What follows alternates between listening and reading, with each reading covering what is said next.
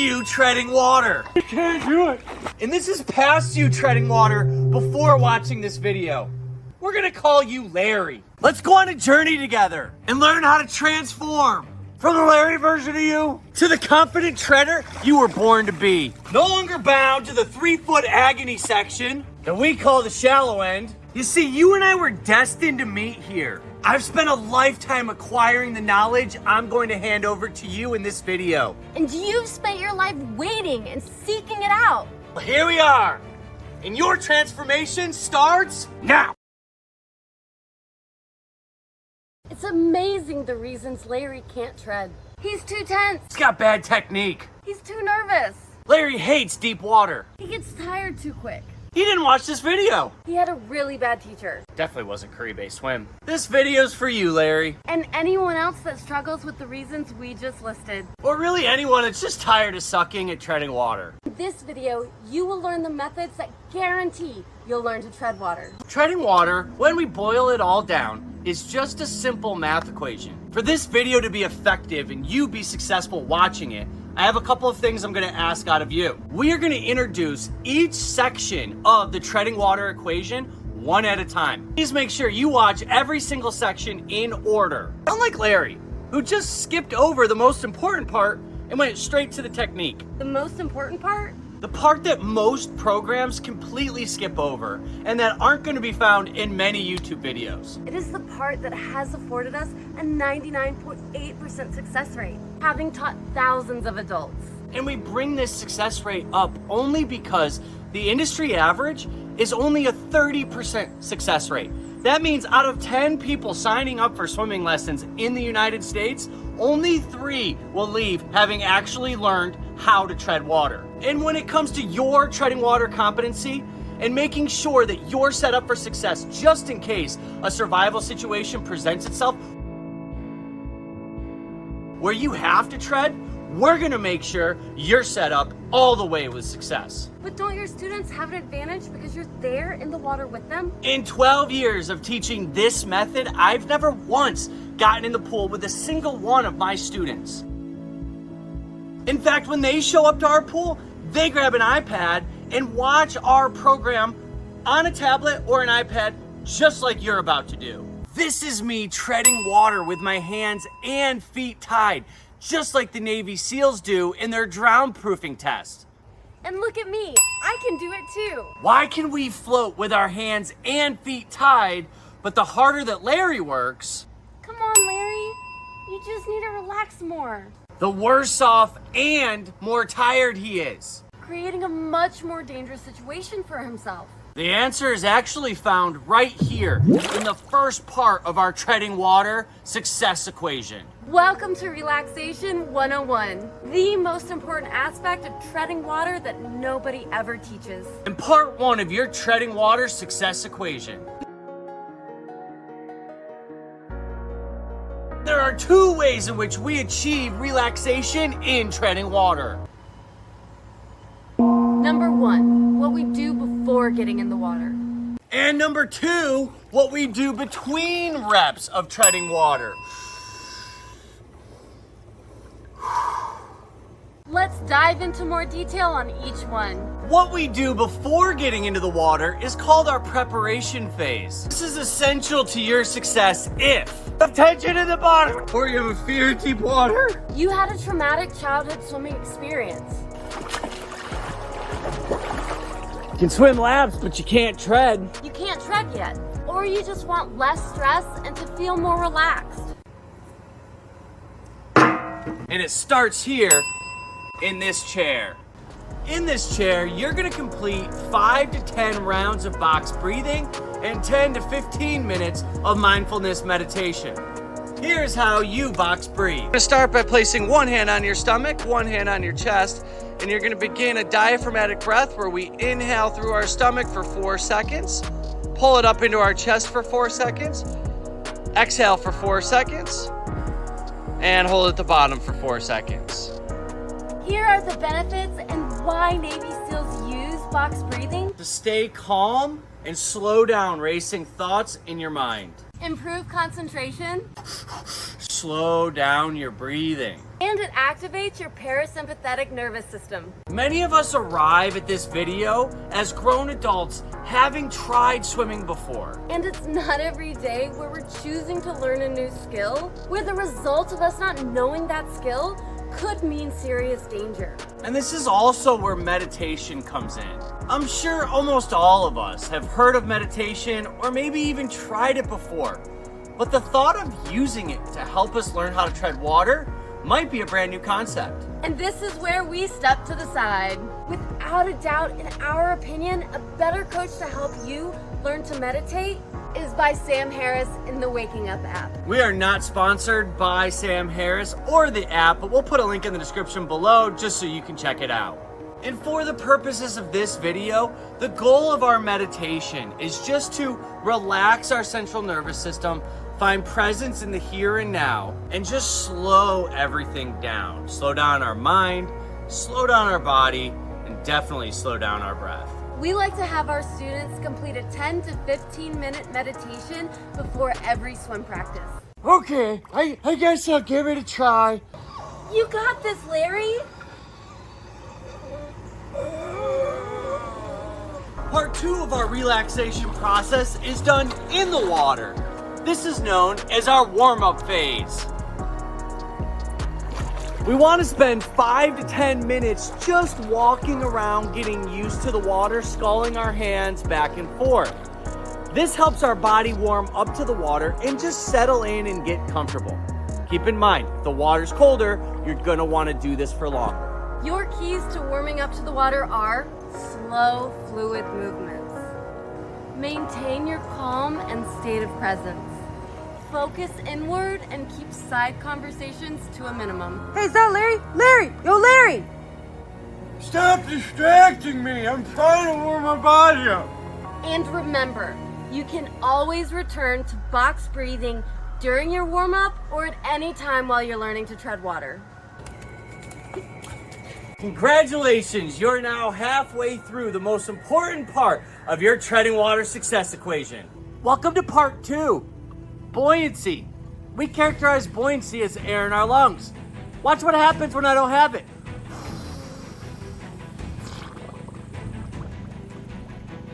Don't think I'm special. The same principles hold true for me too. As you are learning how to successfully tread water, buoyancy is arguably the easiest. Is the most impactful? And I think it takes the #1 slot on most important thing that you can do to ensure you tread water. And it's completely free. Let me show you a simple buoyancy drill that I want you to do at home so that you can experience firsthand how important having air in your lungs is to your buoyancy level in the water. #1, no breathe up. Dude, all you had to do was take a deep breath. #2, a chest breath. And this example of a chest breath is what most people do prior to starting treading water. It's just okay. And #3, my favorite and the one you should always do before treading water, a full diaphragmatic breath. Inhale through your stomach. Pull it up to your chest. One more. The king of buoyancy! And now that we know the impact that buoyancy has, let's learn about how we can use that to our advantage while we learn how to tread water.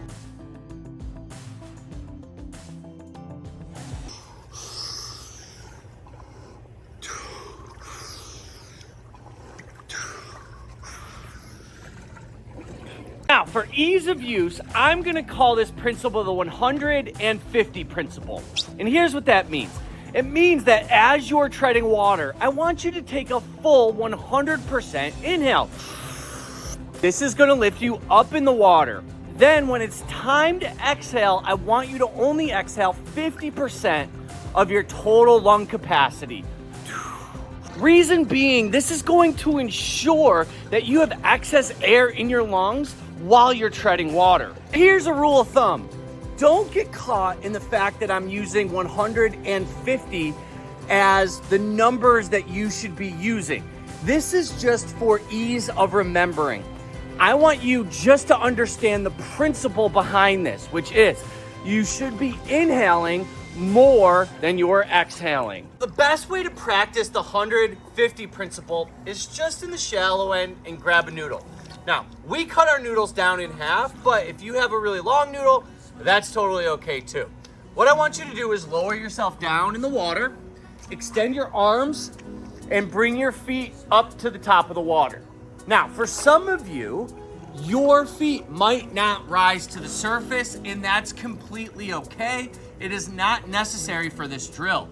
But what I want you to do is practice getting a full breath, and then exhale, and then full breath, and then exhaling, and then full breath. And don't drink the water. If you're not 100% comfortable with your arms extended, feel free just to bring the noodle under your armpits. This will allow you a little bit more support, and you can go into practicing with some more comfort. Okay, so instead of working really hard, all you've got to do is relax and take a big breath.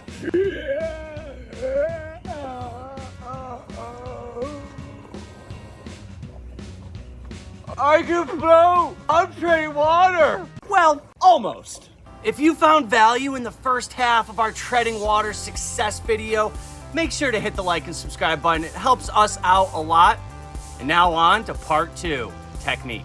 Welcome to part 2, the technique section. In this section, we're going to continue building upon what we've already learned in relaxation and buoyancy. The next step in that process is just to start adding in our arms. We do that here in the shallow end. So the first thing I want you to do is turn your palms inward, facing your body. Start with them flat, and then I want you to increase the angle to about 30 to 45 degrees. This is the angle I want your hands while you're treading water. From there, our motion is to move our hands inward towards our body and then outward away from our body. Next step, I want you to lower yourself down into the water so that your chin is on the surface.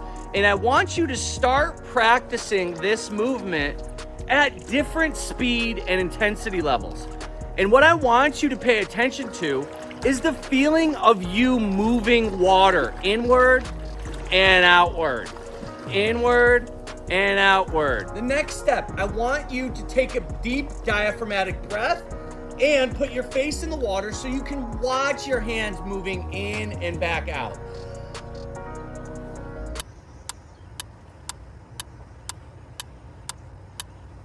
Do you want access to this type of content 1 week before it goes live on YouTube? If so, click on the link in the description below and sign up for our free newsletter. In addition to seeing all this awesome content a week before everyone else, you're gonna get exclusive discounts to our merchandise, our courses, and exclusive Q&As that aren't available to anyone on the YouTube streets. I want you to practice with your face and watching your hands for somewhere between 5 and 15 seconds. And I love doing this technique with our brand new students, especially our higher fear students, or those of you that are anxious of deep water. The act of focusing in on the movement of our hands distracts us from the feelings of anxiety and allows us to see we are still in control. If you want to add in a figure 8 or infinity motion, you can do that too. A lot of that, for me as your coach, is based around your preference, and that preference building starts here at this step. We're gonna take our deep diaphragmatic breath, make sure we're relaxed.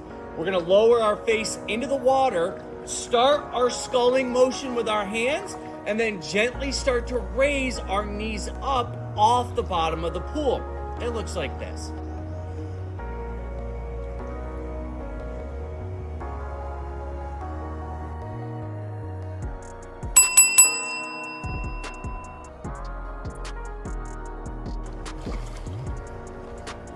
Now, as you're doing that, you may feel liftoff.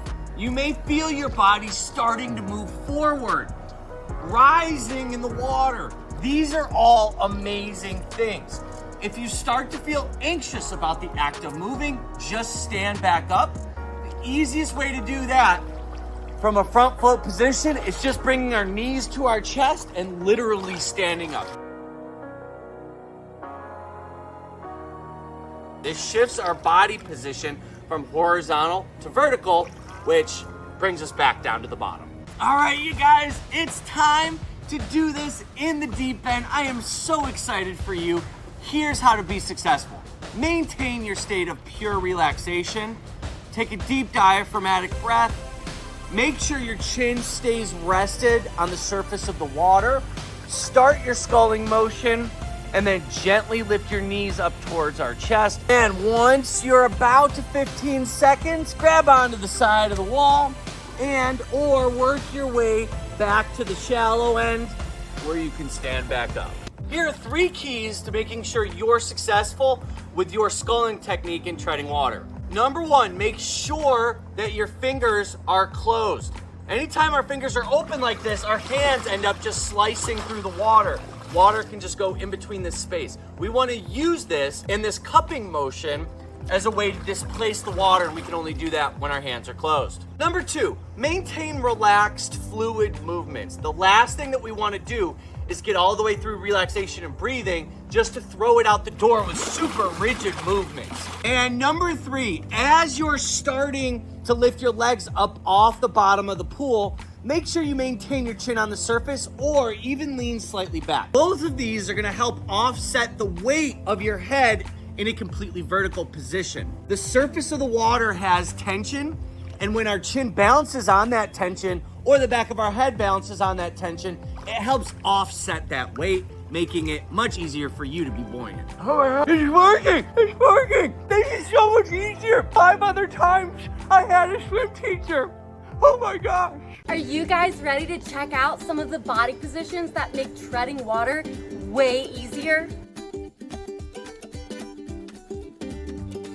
Remember, just because the definition says you have to be vertical doesn't mean you have to be vertical. Remember our goals. It's to be able to breathe and to be able to sustain the movement for a longer period of time. You're damn right it is, Coach Meredith. So obviously, the standard definition that we all know equates with treading water is being completely vertical. Keep in mind, this is going to have the most amount of weight distributed from your head going straight down. This is why we stress there are other ways to accomplish the same thing on the Caribe Swim channel. Because I think being 100% vertical is really for advanced treading waterers and water polo players, synchronized swimmers, people that do it professionally or are more advanced. So besides relaxation and a good breathe up, the next easy button that we can hit for our treading water success is by offsetting that weight. It starts by just leaning a little bit backwards. Let me show you. All right, so building on our previous section where we learned sculling, I want you to dip down to your chin, take your deep breath, stay relaxed, lift your legs up off the bottom, and gently start to lean back a little bit. This is going to bring your legs up a little bit in the water. We like to call this the chair drill because it looks like we're sitting in a chair. Now, there's an entire range of positioning that you can do from completely vertical to completely being on your back in a back float sculling. All of this depends on a number of variables. Number 1, your comfort, your breathe up, and your efficiency with your sculling in the water. This is going to be the easiest, all the way to vertical being the most difficult. What I would like you to do is start completely vertical, go to completely horizontal, and then I want you just to explore everything in between that range of motion to find what you're most comfortable with. As a coach, it's not about what I think is right for you, it's about what feels right for you and what you can sustain for the longest period of time. That's going to require some exploration, and I invite you to try that. We can also start to lean a little bit forward, which ends up having the same result of taking some of that weight distribution from straight up and down to balancing on the surface of the water. That looks like this. Take a deep breath, lower yourself down, start your sculling, lift your feet up off the bottom, and then just gently start to lean forward. Make sure your chin stays balanced on the surface of the water. In addition to that, notice my legs. They're in kind of a reverse chair position, but very similar. They do rise. I love this position, and I think it's great for beginning treaders that aren't comfortable getting their ears fully wet or just don't like the feeling of being on their back. And the third alternative position is for our more advanced treaders, and that's with our chin off of the surface of the water.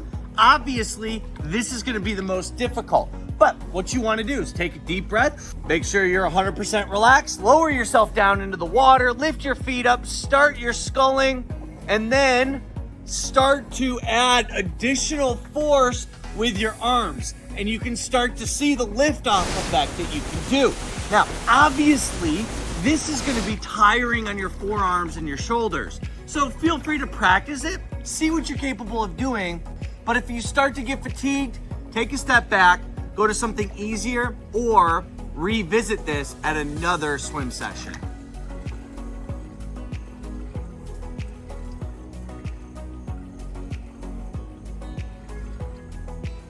Hit the like and subscribe button now, or I'm gonna sink to the bottom.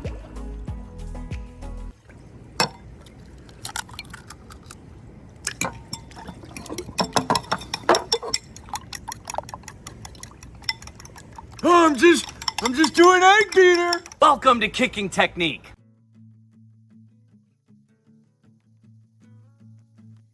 Learning how to properly kick certainly helps in your successful execution of treading water. However, doing these kicking techniques incorrectly can immediately make treading water 10 times harder than if we didn't kick at all. So are you ready to learn how to do it the right way? Here's how this section is gonna be set up. Part 1, egg beater kick. Part 2, breaststroke kick. Part 3, scissors kick.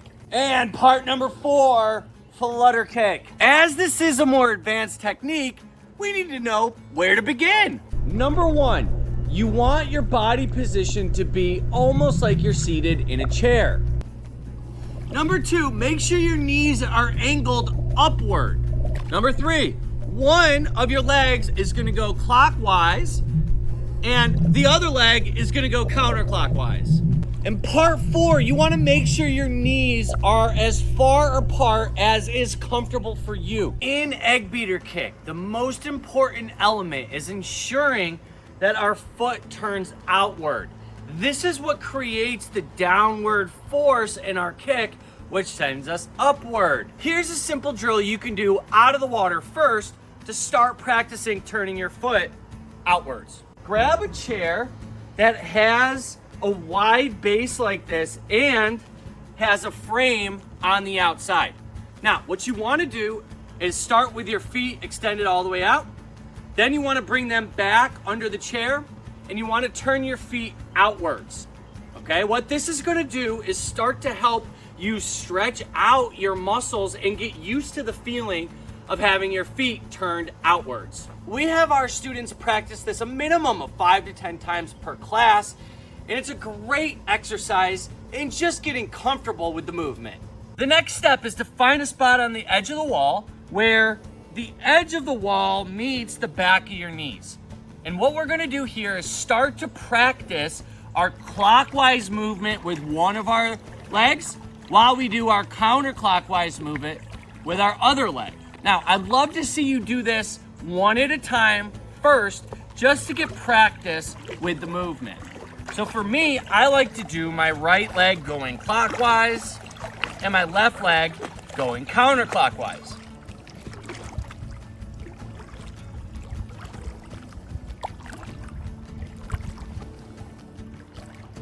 Once you feel really comfortable practicing that, you can slide out about 6 more inches, and then you get more freedom of movement, more of the natural feeling of what this is gonna be like once you're treading water. And if you need a little bit more support and you're going to the pool with a buddy, you can always have them help you out.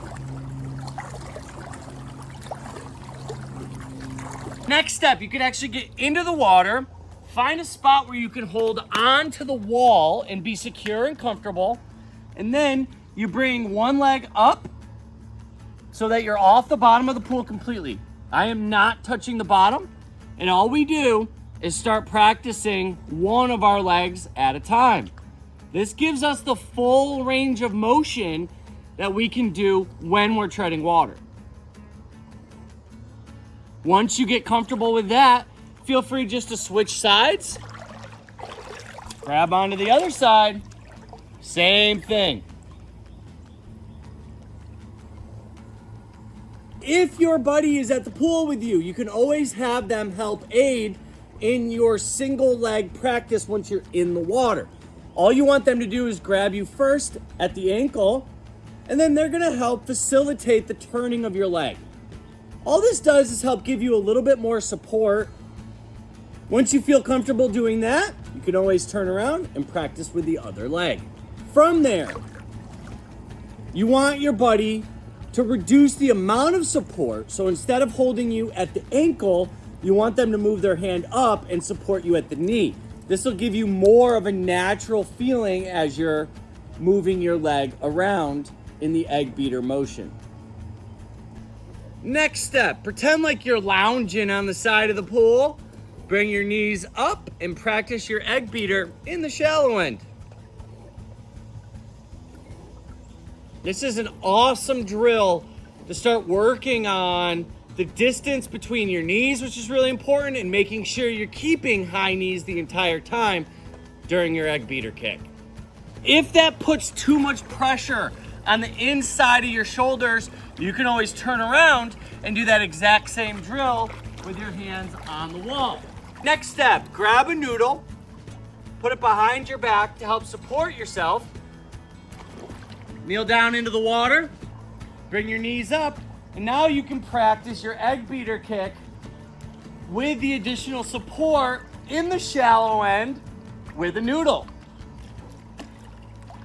Next step, turn that noodle to the front of your body, and now you're actually gonna practice kicking with egg beater from your stomach.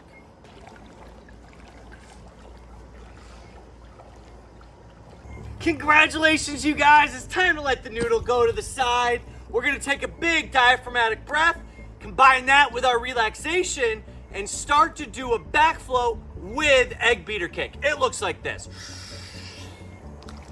Lean slightly back, bring your knees up towards your chest, get in the chair drill position, and then we're gonna start to slowly practice our egg beater kick.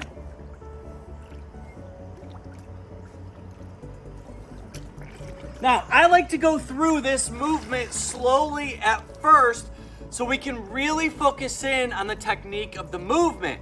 But as you get more comfortable doing that drill, you can start to speed it up. So start slowly and then start to increase the rate. Make sure your technique doesn't fall apart when you do it. From there, I need you to make sure you have a very wide base with your knees. This is really important in order to successfully egg beater kick. One of the biggest mistakes I see new swimmers make is they try to egg beater kick with their knees super close together. This is gonna make things 10 times harder on you. All right, now watch how much easier that gets as I move my knees out to a super wide base.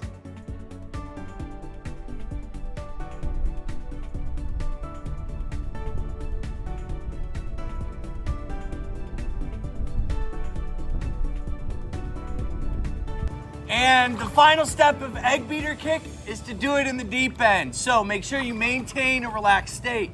Make sure you get a very good breathe up and that you maintain our 150 principle. Lift your legs up and start to go to the deep end to practice your egg beater kick.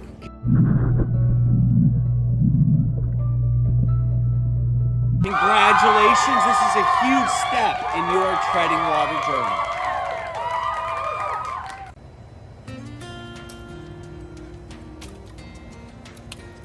Next up, is frog kick, or as we like to call it, breaststroke kick. All right, so here are the key details of how to do breaststroke kick. Step number 1, you want to lift your feet up towards your butt. Step number 2, you turn your heels out. Step number 3, you whip your foot around and bring it back together. It is this motion, turning the heel out and bringing it around together, that will create the downward force that allows you to stay up in the water. If you are brand new to breaststroke kicking, allow me to take you through a 4-step progression that should make this easy for you to do in treading water. Step number 1, find a spot back on the wall. First thing you're gonna do is bring your heels towards the wall. Just get used to this motion, straight back. If you do it appropriately, before your feet turn out, your heels will actually hit the wall. This is intentional because it will give you a little bit of added support as you go to turn your heels outward. All right, so that's step 2. Turn our heels outward. From there, we want to bring our feet together and point our toes.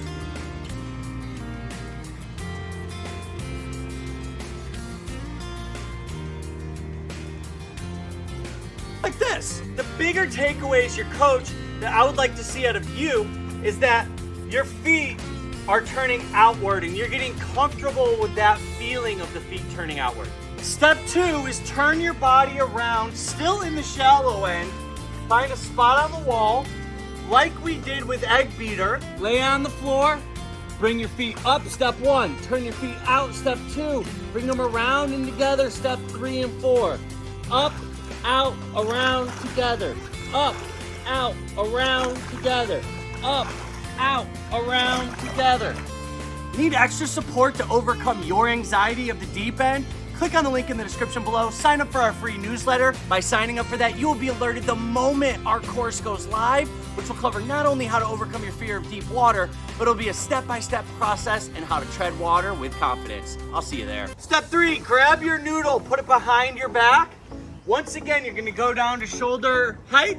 Take your deep breath. Make sure you're relaxed. Go into your back flow and start to practice that movement again from your back. Now, I want you looking at your toes. This is very, very important because it allows you to relax easier and start to get used to the technique. Having the added support of the noodle is very beneficial for this, as it allows you to focus less on your buoyancy and more on your technique. What did you just say? You get to focus more on your technique than buoyancy. I said it. Step 4, once again, get rid of the noodle, go back into that same back float technique, and now practice it without the aid of the noodle if you can. Big deep breath. Into your chair position and just start looking at your feet as you're kicking. You might be thinking, Coach Jeff, is egg beater kick just a single leg version of breaststroke kick?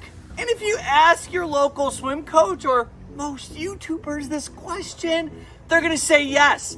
But the answer is a big fat no. And it's for one reason in particular. When you are egg beater kicking, you want your foot to stay under your knee in a circular motion. It does not finish downward like a breaststroke kick. Many coaches will teach in egg beater kick to beat down with your foot. That is not what we want to do. We want to keep a high knee and we want our feet to have a circular motion around that knee. There's no completion where the foot is going downward to meet the other foot at the bottom like a breaststroke kick. If this was a single leg breaststroke kick, it would look like this. This is single leg breaststroke. Notice how my knee is up, out, around, finishing down at the bottom. The motion that we're creating is downward force to send us upward. That is different than egg beater kick, where we're creating that downward force, but more in a circular motion with our foot. These are definitely different techniques. All right, you guys, the final step of breaststroke kick in treading water is to actually begin. Remember where we have gone on this journey so far. Relaxed state, making sure that you're breathing properly. One of the easiest rhythms you can get into in breaststroke kick is in our 150 principle. Which every time our feet go up, and then the next time around,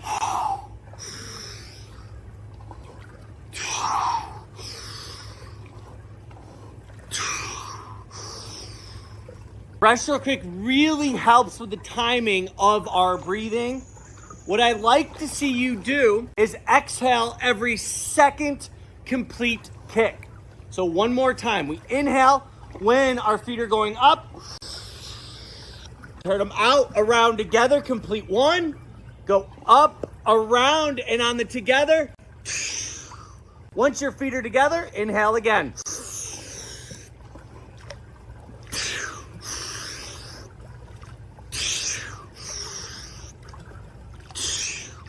And notice my arms. They're kind of in rhythm with my body, okay? That's breaststroke kick. Scissors kick is a great in-between technique to use if you've already tried flutter kicking, but you're not quite ready for breaststroke kick.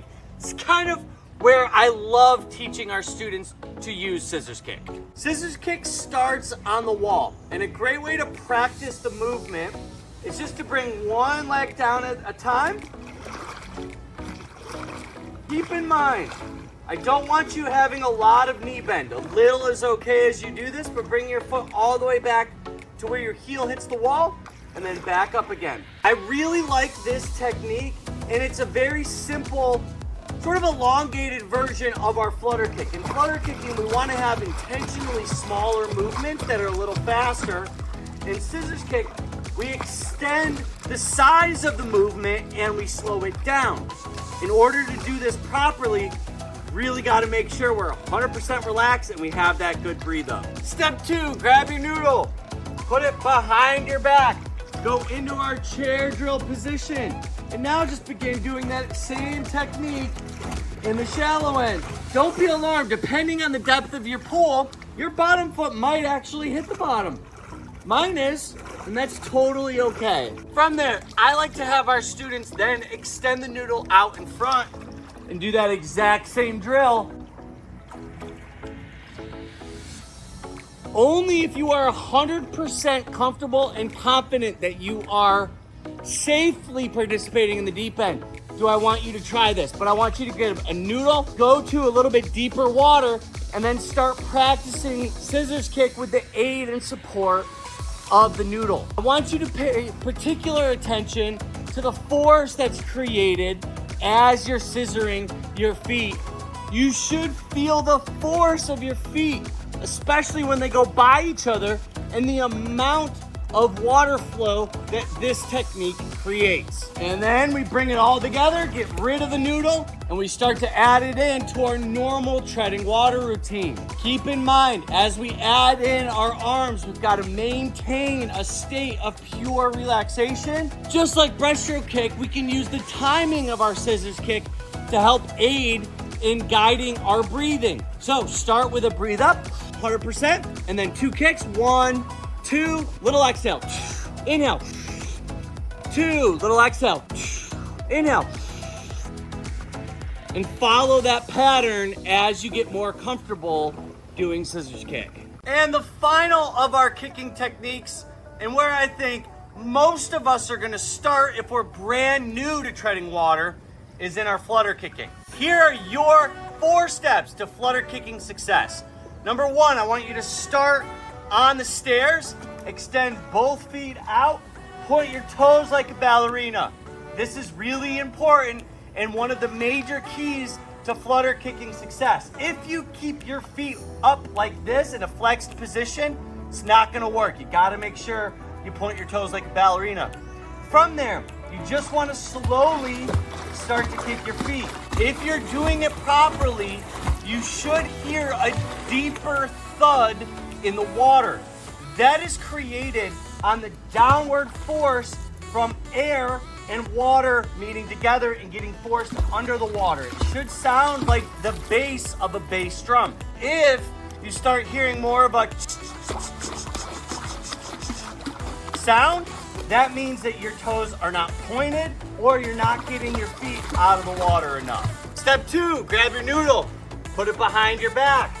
Go down to your shoulder width height, take your deep breath, extend your legs out straight, and start your flutter kicking from your back.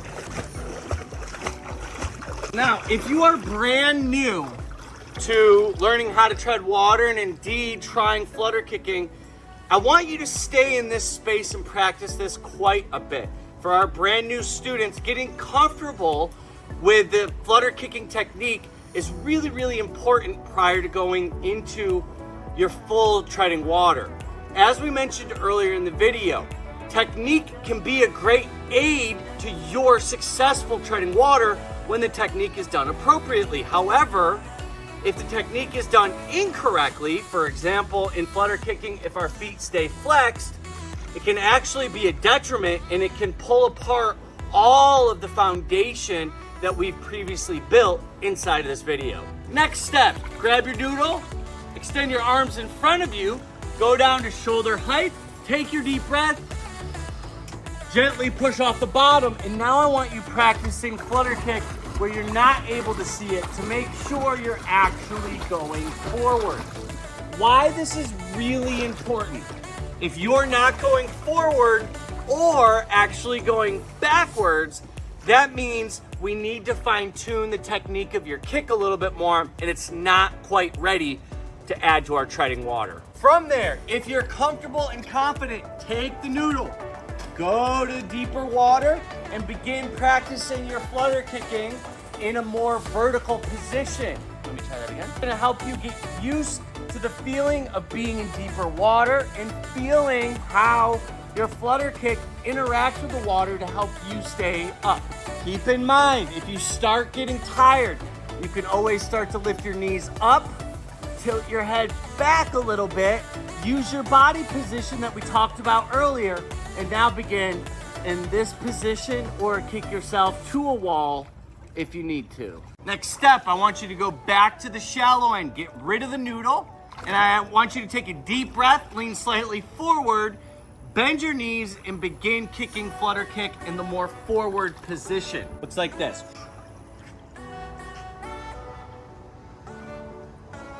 Notice I am sculling with my hands, and it's a very gentle kick.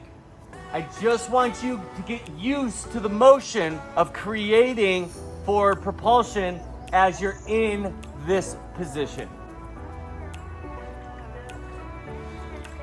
Next step, I want you to reset, only this time I want you to lean backwards when you do it. So deep breath, lean backwards, bring your feet up, and now practice gentle sculling with your flutter kicking. Notice my body position. I am completely in a chair position, adding in my kicking, and then my skull is probably 6 inches under the surface of the water. If your hands are way up here, that is more difficult. If your hands are too low, that is more difficult. You want your sculling to be somewhere in between. And final step, we're gonna put it all together. Take your deep breath, stay relaxed, gentle sculling with your hands, and a very relaxed flutter kick while you're treading water. Remember, if you don't like staying vertical, you can always add in leaning backwards a little bit, going into more of a chair position, or leaning forward a little bit, going more in this position. Just because we think the definition of treading water requires us to be vertical does not mean you have to be vertical the entire time. Utilize these different techniques to help you sustain longer periods of successful treading water. Okay guys, this is probably the last time you'll see me because this is right where I belong. Relaxed, a deep breath, perfect sculling with my arms, and then flutter kicking. Let's see if I can do it. Oh my goodness. I can't get too excited, but I'm treading water.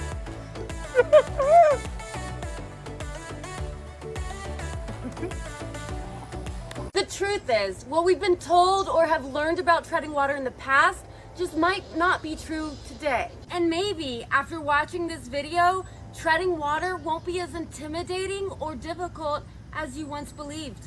I think you've got it in you to step into a new treading water chapter of your life so that you can unlock all of the incredible experiences that treading water will afford you. Like hanging out with friends and family at your backyard barbecue. Or going snorkeling in the Caribbean islands. You finally checked off that bucket list item. Because you can now tread water. Make sure you bring this video to the pool with you next time you go. And share it with a friend or family member who also needs to learn. Because when we help each other overcome these obstacles, We can change the world by teaching everyone to swim. we can change the world by teaching you how to swim. Moving forward, here's what you could expect out of the Caribe Swim channel. A new in-depth video every 7 to 10 days.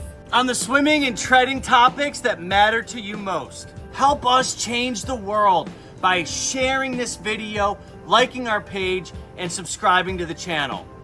And the truth is, if I can do it, you can too. I can't wait to see you in the next one.